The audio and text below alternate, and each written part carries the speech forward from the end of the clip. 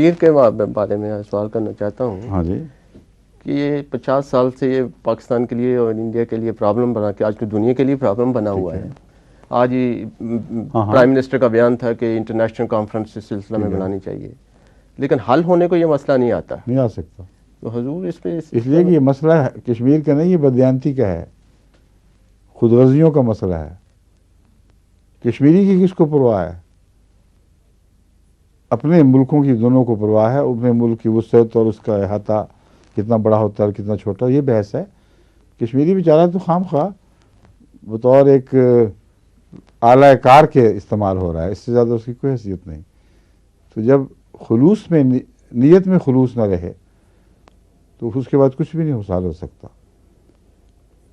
اور اپنے مفاد کی خاطر دونوں ملک برابر اس بات کے لیے تیار ہیں، جتنی چاہے جانیں ضائع ہوں، جتنی چاہے خون بہایا جائے.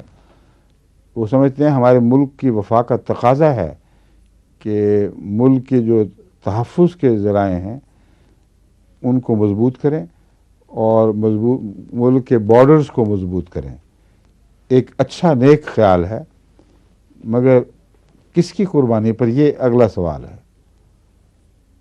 کیا کسی حقدار کی قربانی پر یا ناحق والے سے لڑ کر؟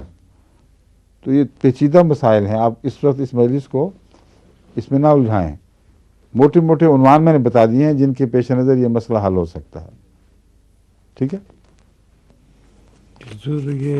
ظہور مہدی آخر زمان